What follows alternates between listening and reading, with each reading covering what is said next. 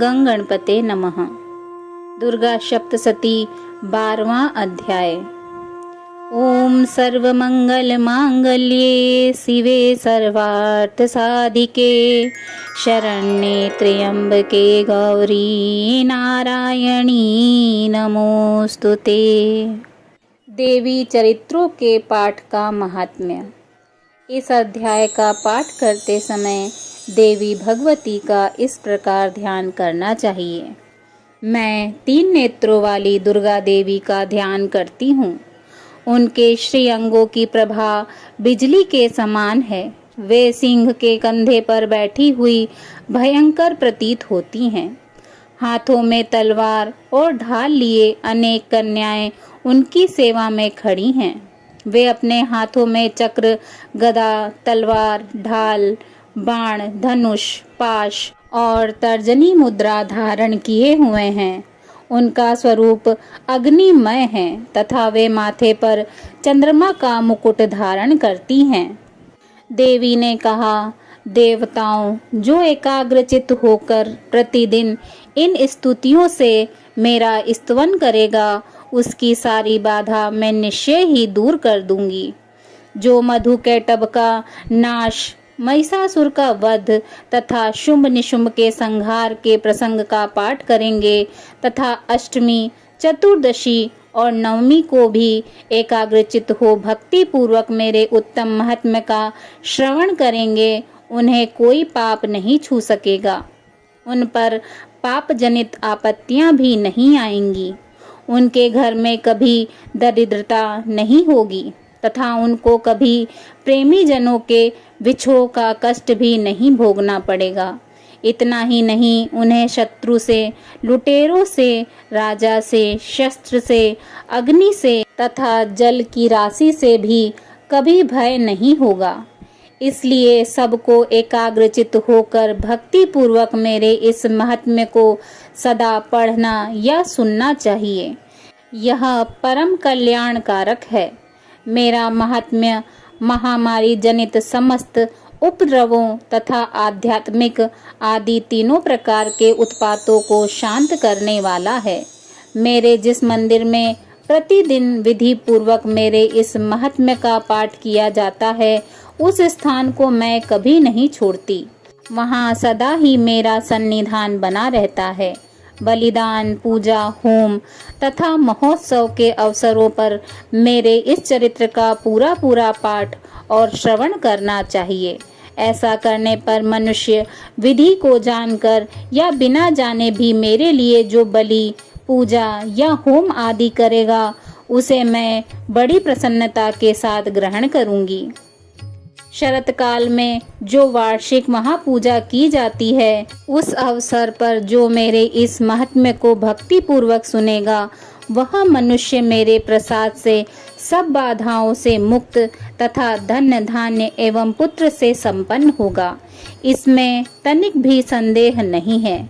मेरे इस महात्म्य, मेरे प्रादुर्भाव की सुंदर कथाएं तथा युद्ध में किए हुए मेरे पराक्रम को सुनने से मनुष्य निर्भय हो जाता है। मेरे महात्म्य का श्रवण करने वाले पुरुष के शत्रु नष्ट हो जाते हैं। उन्हें कल्याण की प्राप्ति होती है तथा उनका कुल आनंदित रहता है। सर्वत्र शांति, कर्म में बुरे स्वप्न दिखाई देने पर तथा ग्रह जनित भयंकर पीड़ा उपस्थित होने पर मेरा महात्म्य श्रवण करना चाहिए।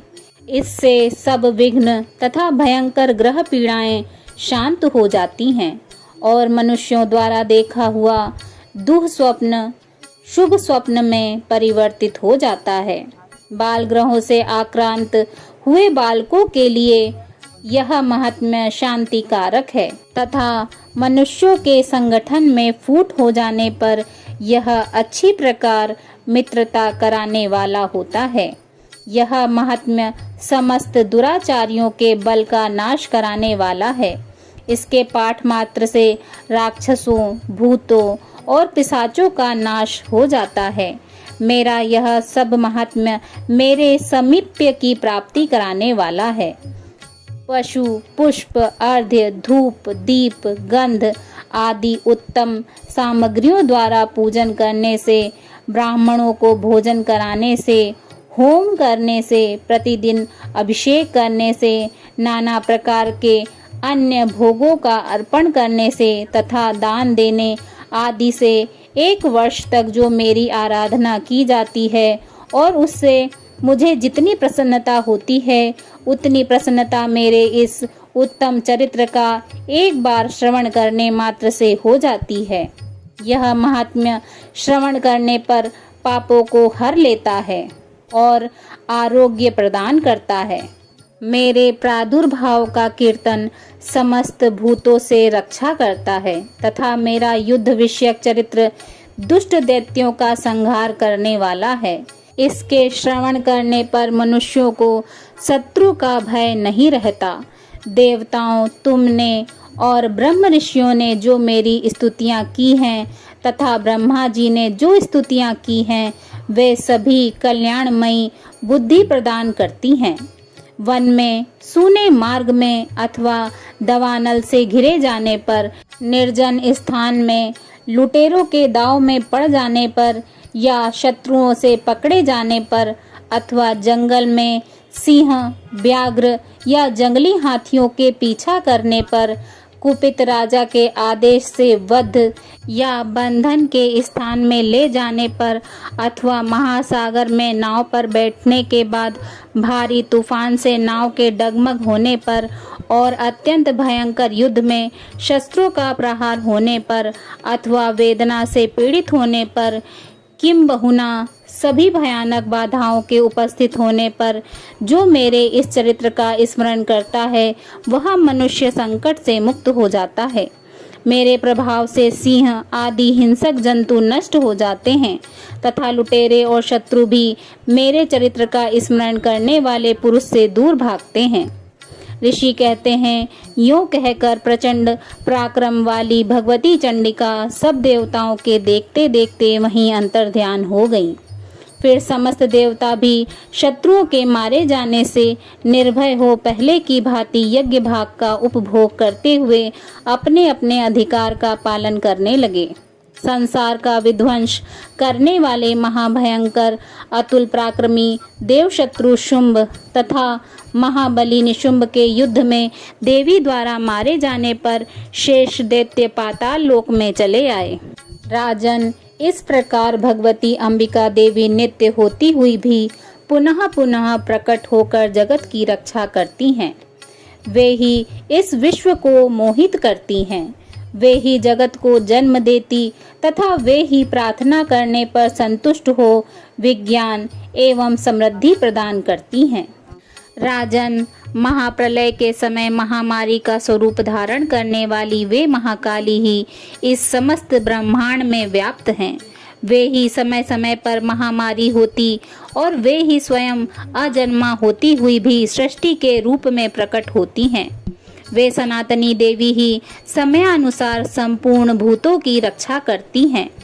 मनुष्यों के अभ्युदय के समय वे ही घर में लक्ष्मी के रूप में स्थित हो उन्नति प्रदान करती हैं और वे ही अभाव के समय दरिद्रता बनकर विनाश का कारण बनती हैं। पुष्प, धूप, गंध आदि से पूजन करके उनकी स्तुति करने पर वे धन, पुत्र, धार्मिक बुद्धि तथा उत्तम गति प्रदान करती हैं। इस प्रकार श्री मार्कंडेय पुराण में सर्वाणिक मनवंतर की कथा के अंतर्गत देवी महात्म्य में फल स्तुति नामक 12वां अध्याय पूरा हुआ। बोलिए जगत जननी जगदम्बा की जय। दुर्गा सप्तशती 13वां अध्याय। सूरत और वैश्य को देवी का वरदान। इस अध्याय का पाठ करते समय देवी भगवती का इस प्रकार ध्यान करना चाहिए। जो उदय काल में सूर्यमंडल की सी कांति धारण करने वाली हैं, जिनकी 4 भुजाएं और 3 नेत्र हैं तथा जो अपने हाथों में पाश, अंकुश, वर एवं अभय की मुद्रा धारण किए रहती हैं, उन शिवा देवी का मैं ध्यान करती हूँ। ऋषि कहते हैं, राजन, इस प्रकार मैंने तुमसे देवी के उत्तम महात्म्य का वर्णन किया। जो इस जगत को धारण करती हैं, उन देवी का ऐसा ही प्रभाव है। वे ही ज्ञान उत्पन्न करती हैं।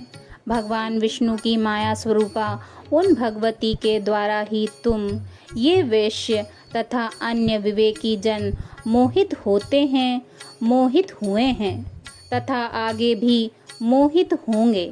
महाराज, तुम उन्हीं परमेश्वरी की शरण में जाओ।